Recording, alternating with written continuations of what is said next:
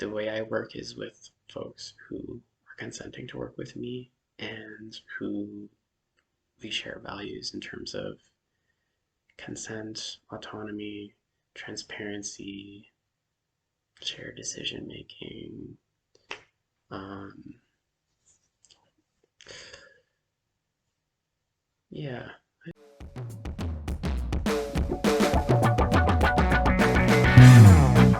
or what it would be like to have me as your therapist. This is for people who are considering having me as their therapist, and it's also for people who are currently working with therapists or considering reaching out to therapists who don't know what to expect or who maybe are not happy with therapy that they've had or are doing, just to sort of see like what other people are doing, what it could be. Um, so yeah, a little bit about me. My name is Renya. I am white, I'm non-binary, able-bodied, relationship anarchist, a storyteller, artist, left wing. Specifics of that will come up in terms of things that I do, but I'm gonna not say identity, specific ideologies, because I think that might be distracting right now. Um, and a lot of my focus in therapy is around like you in community. So my history of some organizing is helpful with that. Um, I first became a therapist because I had this desire to understand myself and why I was the way I was and why, like, I felt the things I felt. Um, and it was through understanding myself and working through some of the things that um, had haunted me, some of the issues I had, that I came to have this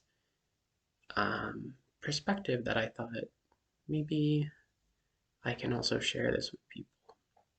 And I support people from a place of having been there myself.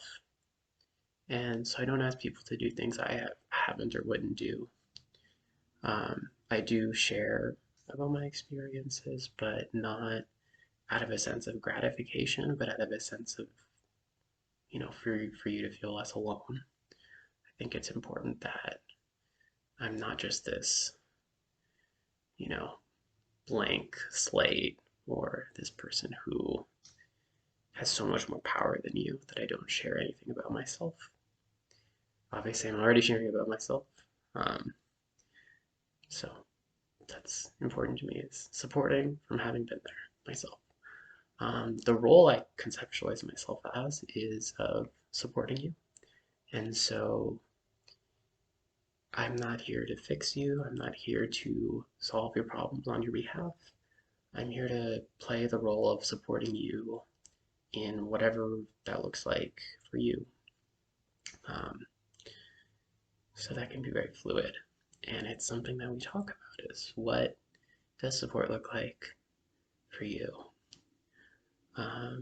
Currently seeing people remotely in Pennsylvania, so if you're not in Pennsylvania, can't work with you right now, but hopefully you get something out of this video. Okay, also there's going to be in the video description, there's going to be sort of table of contents of the different things that I'm talking about. So that was the introduction. Here is the next topic, which is how I approach working with individual people versus families versus people in other intimate relationships. Okay, let's start with individual people. So I work with individual people who are over the age of 18, who are choosing for themselves to come to therapy rather than someone else's pressuring or telling them to, including like, the government. I don't like to work with people who are not choosing to work with me. My focus is around long-term healing via us building a relationship and you building other relationships in your life. So I'm not more short-term, although I would be open to specific instances of short-term work, such as providing a letter of support for gender affirmation services. Um,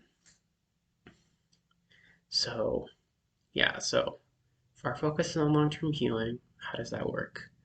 We'll make plans together for what we're doing and how we're going to do it. And we'll move at the speed of the trust in our relationships. I like this phrase, moving at the speed of trust, which I get from Adrienne Mary Brown's book, Emergent Strategies.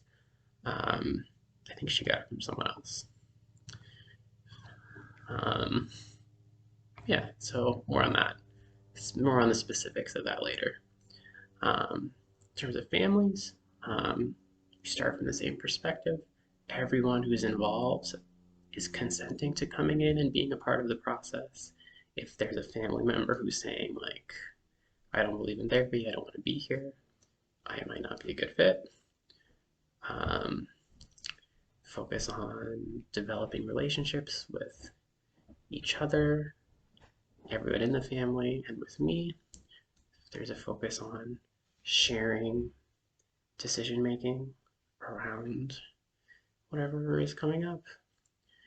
And I have a focus around transparency, consent, and accountability in all of our relationships to each other, in particular, adults making a commitment to these things with their young people.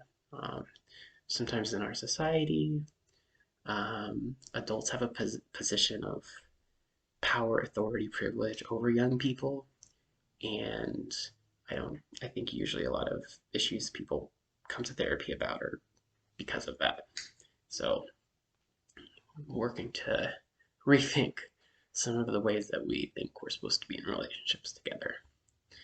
Also, at the very beginning, we'll have multiple intake sessions so we can get to know each other a little bit separately and then all together with myself and the family.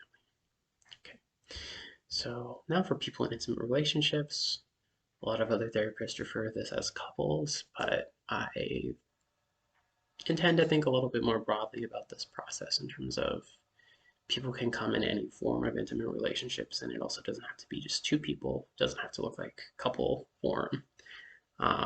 But I think of this as a few things. So at the beginning, we're making a commitment to respect, transparency, consent, and accountability. Same shit.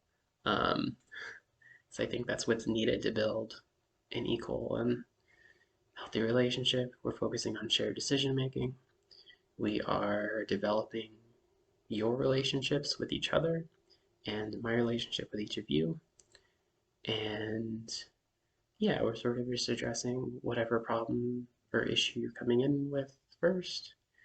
And then from there, we might expand out if that makes sense. Okay, so next topic, consultation. This is how we would start. This is our first interaction is you would reach out to me and we would schedule a consultation. You can reach out to me via the contact form on our website. So what is a consultation? Um, During a consultation, we will discuss if we're a good fit for each other. We will talk about some of the basics of my approach and sort of what you're looking for, and talk about a fee. So my fee structure is that I have 2/3 of folks within a certain higher range, and then 1/3 of folks within a lower range, with exactly how low I go dependent on what how high the average of the other folks is at. So very fluid. I really want to make my therapy accessible for people who connect with my approach. Um, it's more important to me to be able to work with people who want to do this work together than to make money with whoever's around. Um, so I try to set that up so I can do that. So I do ask for people who can afford to pay more to do so, so that it enables me to see other people who can't. And I'm transparent about that, transparent about money. We'll update a fee. Down the line, if financial situations change, we can update a fee. So that's consultations. After a consultation, if we're both agreeing to move forward together, there would be an intake session. So during the intake, we would discuss this questionnaire I have, which again, you can find all of my forms on my website. We'll discuss the questionnaire if you answered the questions previously or if for the first time we're getting to them. We'll discuss my informed consent form, which is sort of like what to expect from me and some regulations which are important to know. This intake will be a little longer than an ordinary session. Sessions are typically 45, 50 minutes to an hour. Intake's a little longer because there's the questionnaire and the informed consent to get through. For people who are coming in more than just one person, I have additional forms, collaboration agreement, which is setting intentions for the relationships we're building together. I don't expect you to be perfect on these things. I'm certainly not perfect on these things. But when we set these intentions, it allows us to go back and say, hey, we didn't do what we said we were going to do. How can we address that? So, um, yeah, we do a lot of intention setting in my work. So, a little bit like, um, when you read something and they say, this is what I'm going to tell you. I'm telling you this. This is what I just told you. Instead of telling, the way I structure things is, what are we going to do together? This is what we're doing. How is it going? And then, hey, how'd that go? What do we want to do together? Again, it's like this cycle of intention setting and then checking in about intentions and then setting intentions again. And so that starts with the intake. Immediately after the intake is the treatment planning process or the intention setting process. So during that time, we'll just make a plan. What are we doing together? So we'll identify areas that you want some support and our shared intentions for what that support is going to look like and how you're going to address those things that you need support in. And we'll talk about your role in that process, the role of your support system and what your support system is in that process, my role in that process, and then our markers of progress. How do we know we're making progress on this thing we said we're going to do? And we'll review and revise that every few months or as often as we need to. The other piece around intention setting I want to cover is safety planning. So my stance around that is for us to anticipate and address any concerns to like signs of stress or things that might cause stress as early as we can. So what are those things that cause stress? What are some supportive people, pets, and communities in your life? And then comforting things, places, media as coping strategies, those sorts of things. And then beyond stress, we'll say this is emergency, so like escalating from stress to emergency. And then we'll have, say, like, what does this emergency look like? And then we'll say, this is our specific plan for an emergency. And my my hope and my plan and my intention is to avoid involving police, psychiatric hospitals, because I've seen the harm that those systems can cause people. Not that they haven't ever helped anyone in the past, but that often they can make a situation worse and escalate that situation. So our intention is to plan so we don't need to rely on them in the moment of crisis. Okay, so next is my treatment frameworks or my theoretical frameworks. Treatment is a word I'm trying not to use, but it is a common one in the field. So came out there. But so yeah, what are my frameworks? Number one, trauma. I view trauma as being pervasive in the society in which we live, and that systems of oppression cause, circulate, pass down, spread trauma. and it gets passed down intergenerationally and within communities, and that often diagnoses, mental health diagnoses, are like trauma. Those are based in trauma. Trauma is the root of those. Um, Not that those also, I'll talk more about diagnoses later. Um, I'm centered in an understanding of and recognition of trauma and how do we address and heal from that trauma. I like to look at systems that we're involved in. So our family systems are important because we spend our formative years with our family. Um, Family is not destiny, but family sets the tone for a lot of our future because we grew up around them. And, you know, there is the biology aspect of that as well. Systems of oppression I talked about briefly already, which is systems of oppression are trauma causing, perpetuating, cycling forces. So anytime there's the presence of oppression, there is also the presence of trauma. And then also in terms of systems, we're talking about communities that you might be in, which act as systems.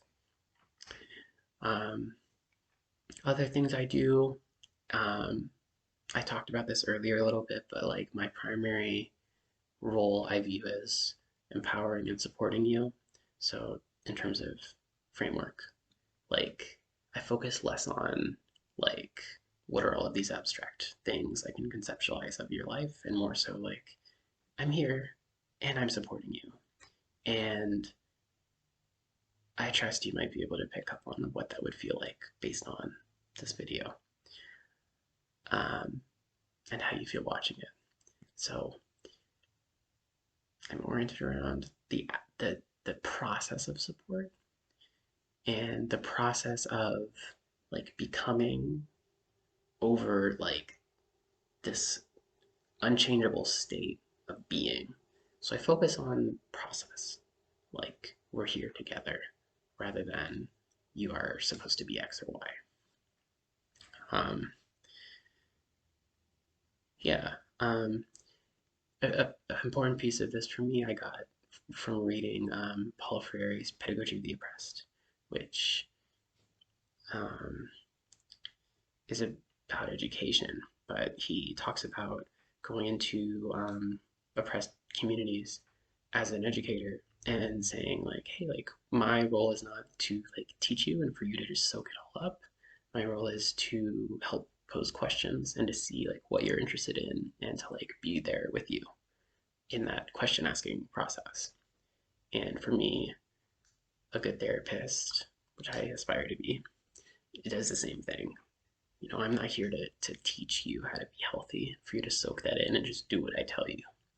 I'm going to be here with you, and we're going to ask questions together about what's going on, how can we address it, how can I support you. So that's an important piece for me. The last piece around frameworks is storytelling and narratives. So what stories have people told about you, and then like how has their position of power or lack thereof impacted those stories? What stories have you told about yourself? Where do those come from? Did they come from some of those other people in your life? How do stories influence your life? And this isn't just like the story of like, oh, like, you know, my teacher or my parents said this. This is also like, oh, like society says people like me are supposed to whatever. So looking at the story making process as influencing us and then saying, how do I feel about this story? Do I want to write a different story? Do I want to edit the story? Yeah, because I think stories are a very powerful framework for us to understand our lives and the things that happen. Okay, so in addition to frameworks, here are some general values, principles, and practices I have. Number one, consent. So I frequently will ask for consent, and I view consent as being a very important part of what we're doing together. It's why I only want to work with people who also want to work with me. So that's a foundational aspect of you're consenting to working with me. Um, so I will ask for consent around discussing certain topics. Um, I'll ask for consent around sharing about like my experience that's connected to what you're sharing about. So rather than like, hey, oh, I should talk about me, that reminds me of me, saying like, oh, we're talking about you, and it's like, hey, there's something I have that might be connected. Would that be helpful for me to bring up in our conversation? And that gives you space to say like, no, I'm not done. Let's talk more about me. Or for you to say like, hey, actually, yeah, Renya, that would be helpful. So um, also like changing subjects or like discussing certain subjects. I might say like, oh, like this is bringing up these three different ways we could address different things. What you just shared with me. Where do you want to go? What direction do you want to head our conversation in right now? Giving you the option. My understanding is we'll circle back. I I am grounded in a sense of like patience and like relationship building over time. So without the urgency, there's no need for me to say, oh, we got to go here first. I allow you to sort of set the pace and what we're doing. Um, so that's consent. Next is transparency. So, as a matter of course, if you're interested, I make all of my therapy notes freely available. If you were not aware, therapists and mental health workers are taking notes of all of their interactions with you all the time. And typically, these you have to request and you might have to pay money for. I think it's pretty unethical how there's like all of these barriers around even seeing like what they're saying about you because that heavily affects you. So, um, so long as we're working together, I'll provide those for free at any time. If it's like after we're no longer working together, I may charge like a small fee, especially if it's like for a court thing. Um, but I want to be transparent. I want to share my stuff with you. So in most cases, um, I'll make that as easy as possible. And yeah, now if it's someone else who's trying to see your stuff, like I might talk with you about that. Um, yeah.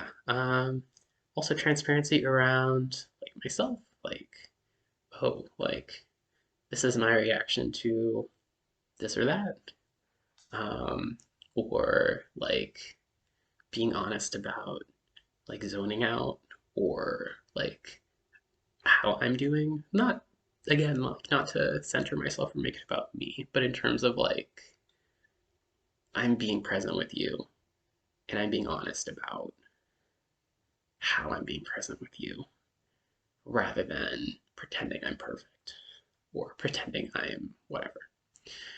Um, yeah, also transparency in terms of discussing anything. Like nothing should be a mystery to you. I don't see the point in acting like I have the key to some knowledge or whatever, but being transparent is vital. Last in this use principles practices is accountability. So I view that as like we're accountable to each other. So that involves like both of us being honest and reflecting about ourselves and how we're reacting and showing up in our relationship with each other. Keeping promises around like, hey, I said I would do this, or you said you would do this. Like, is there follow through? If not, how are we going to address it? I also make my options if you want to report me for malpractice very easy to see, which a few people have said is uh, surprising to them because other people have not done that. But for me, this is like by providing it, it's almost like hopefully you don't need it. Hopefully there's trust that's being built by me making it easy for you to do this. And so you're actually more likely to talk to me. Now, if people do want to report me, of course, I am open to facing consequences. Um, yeah. So I believe this is my last topic. Last topic before the conclusion. A few different specific things. So these are things, specific issues I want to just address out the gate that are important. So first, suicide. A lot of people, I understand, a lot of people don't want to talk about suicide with their therapist because they're worried about what the reaction is going to be. Um, I'll tell you up front, I don't want to call the police. I don't want to send you to a hospital without your consent. If you're asking, please, Renia, please call. I'll respect your wishes. But my intentions are, let's address this as early as possible before it becomes a crisis. Let's only talk about your feelings.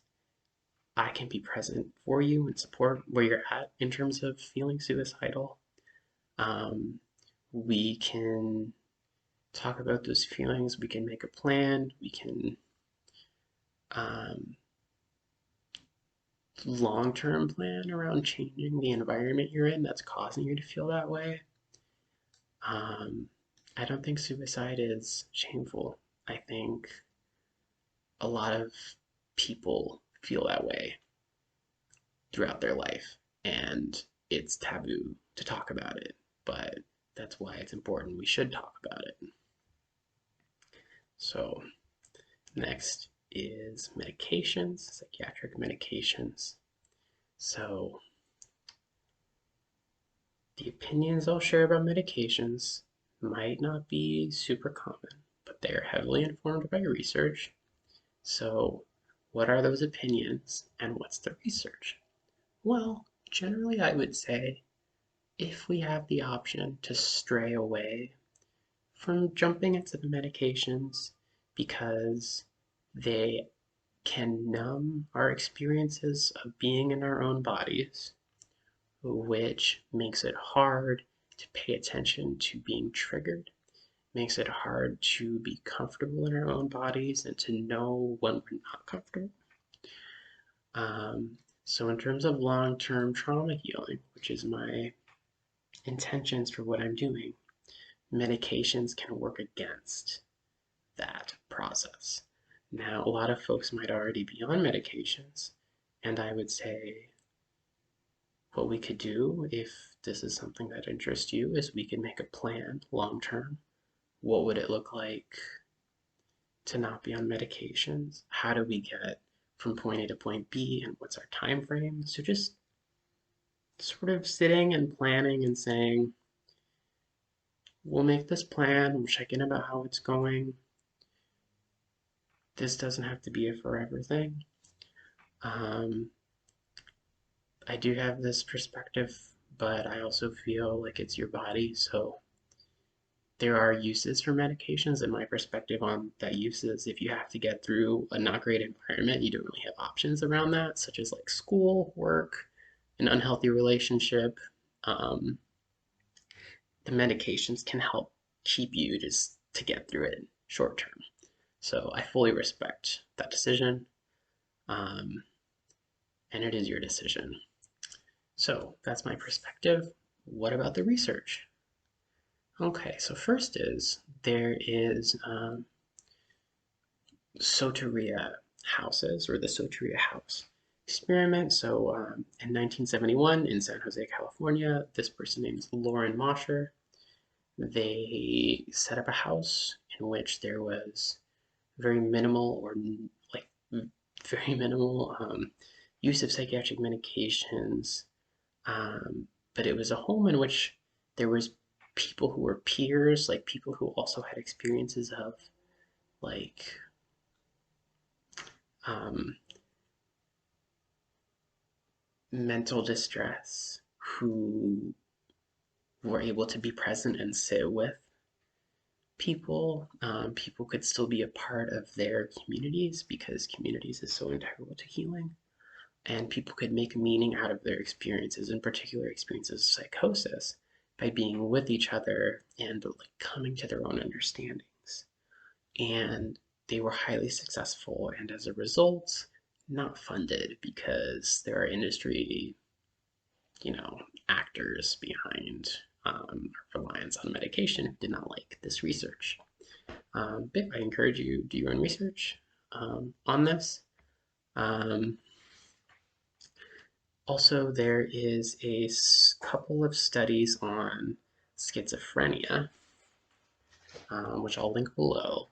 And I focus on schizophrenia because schizophrenia is held up as this like, oh, it's like definitely biological, it's definitely like more severe than some other like mental health conditions.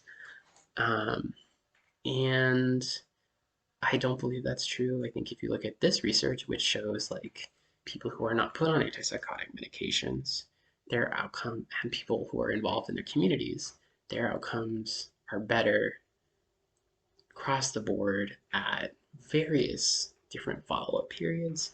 Now, short term, people are in distress. Long term, with support, people can heal and grow.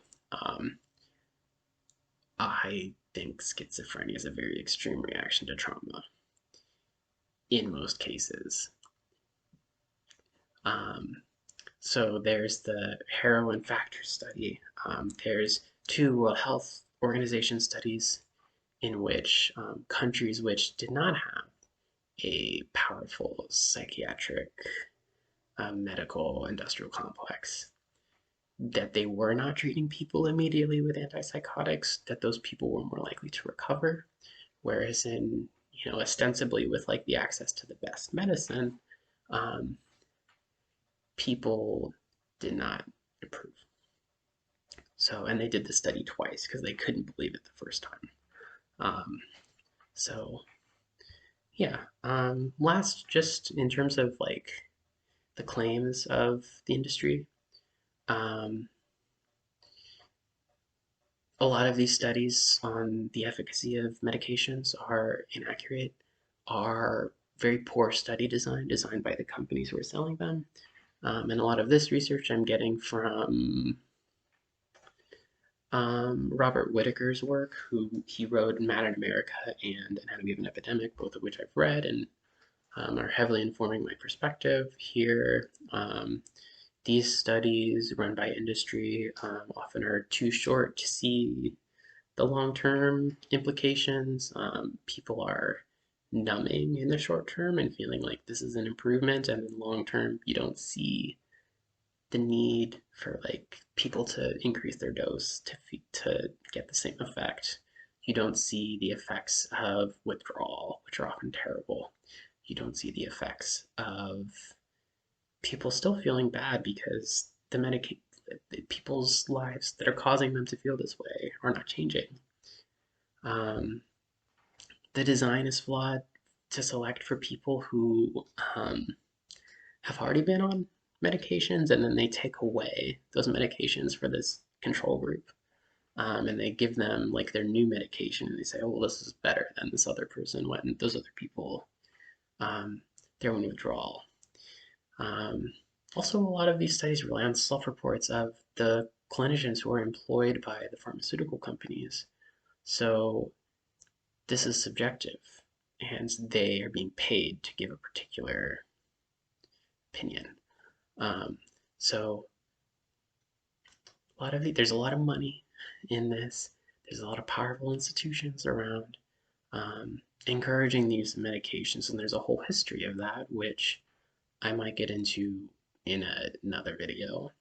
But for now, this should be enough research, enough information to sort of help see where I'm coming from in terms of not encouraging the use of medications. Next is diagnosis. Now, I feel similarly to diagnosis as how I feel about medications. Um, and I also have research to support this. So I support people's right to self-identify. I'll say that at the very beginning. That said, the DSM, the Diagnostic Statistical Manual, which is like the tool people use for the diagnostic criteria, is a political document. There are people who write it for political ends. Um, and the diagnostic criteria are often tied to the effects of the medication that is connected to that diagnosis rather than like the effects of like prior to being on it. So sometimes what will happen is people will say, oh, I'm depressed. You have medication for depression. You get off the medication, and oh, this is now you're bipolar. You got off the medication, and it reveals like you're underlying bipolar, and you'll be put on even more extreme medications when this person's reaction was to the initial drug and then being taken off of it or not wanting to be on it. A lot of people don't want to be on their medications and then end up um, being treated as if they're getting worse or they're like combating treatment or something. Um, I would say like people who feel not great about the way they're being treated, they are onto something. But also, suddenly stopping taking your medication can also have some really bad effects, and then they think that that's on you when it's not. Um, so yeah, I think for people who use diagnosis to help understand themselves, um, that's okay. And I'm sure there's more to the story than just the diagnosis. Um, Here's some research. Um, so the Rosenhan experiment with David Rosenhan, who's a psychologist, is very relevant here. So he feigned or faked hallucinations with a number of his research associates, and they were committed to psychiatric hospitals. And then once they were admitted, they started acting totally normal. But they were not released until they agreed that they would be diagnosed this way, that they would take drugs. And so what the experiment shows is that people working in these settings are trained to view you through this like medical gaze that puts illness onto like the ordinary experiences that people have. Um, and this experiment has been repeated a number of times with like these different variations, including like telling hospital administrators who had heard about the initial study, like, hey, we're sending people and they're going to be fakes, like try to pick them out. And then they didn't send anyone, but the administrators were like, oh, we got you. Here are your fakes. And these were just ordinary people. So it goes to show how these labels can be fluid in terms of what the person putting them onto you wants to see. The other piece around diagnosis I want to bring up is the history of how it's been used. So drapetomania was, I believe, in DSM 1 or 2, and drapetomania was a pathologization of the desire for slaves to be free. So um, this person who invented this said, "Oh yeah, these slaves, there's something wrong with them because they want to be free. They should know that their natural place is to be slaves." So when we think about, being diagnosed in certain other ways, that similar factors might be at play in terms of the way people are perceiving us and our place. I think also of the use of schizophrenia as a diagnostic label and how a lot of Black men were said to be schizophrenic during the civil rights era in the United States in the 1960s. Um, and it was the exact same process. Oh, these men think that the police are out to get them. They think that they're not equal, but they want to be. There's something off about these men. They're delusional. And of course, that's not true. The use of schizophrenia was used to say that, hey, this is a you problem. There's something wrong with you, when like actually these people are correct in saying, no, there's something wrong with society. And society is targeting me. And is it true that sometimes these things overlap and that people might have strange experiences or they might have psychosis and that their observations are true? Yeah. And I would say we should be supporting those people and addressing those things that they're seeing, which are correct, and then to sort of help them become more comfortable once those concerns are addressed. Um, in terms of you having a diagnosis, using a diagnosis, It's sort of like a badge or like a key in that it can open certain doors and provide certain accommodations in certain situations for you. So there can be a case where like, hey, like I needed to get government assistance or I needed to like apply for um, accommodations with work or school. Well, I need this diagnosis. That can be a whole different conversation around like this is the code you need to navigate these systems in this way. Um, that's how I tend to view it. And I think, like with the medications, it's fully your call. If that's something you want to be a part of your experience and that's important to you, I will respect your decision. This is my perspective. But my perspective, like my belief in autonomy and self-determination comes before like this other stuff. But I'll say, hey, this is what I think, but I trust you to know you. So I hope that's clear. Um, but yeah, I generally try to not focus on let's talk about your diagnosis. How is your such and such treating you today? But more so like let's focus on long-term healing, and some of that stuff will be connected. Um,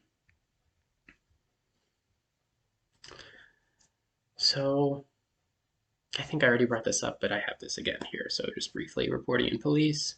Um, I will work with you, so hopefully we can avoid doing this if at all possible. I'm a mandated reporter, so there may be situations in which my hands are tied.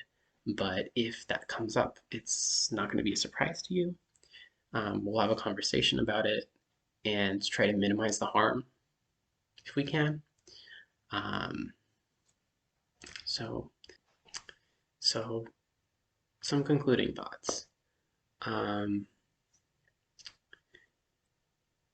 the way I work is with folks who are consenting to work with me and who we share values in terms of consent, autonomy, transparency, shared decision making. Um,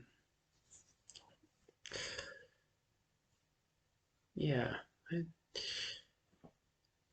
work with basically any group of people who are all consenting to come in.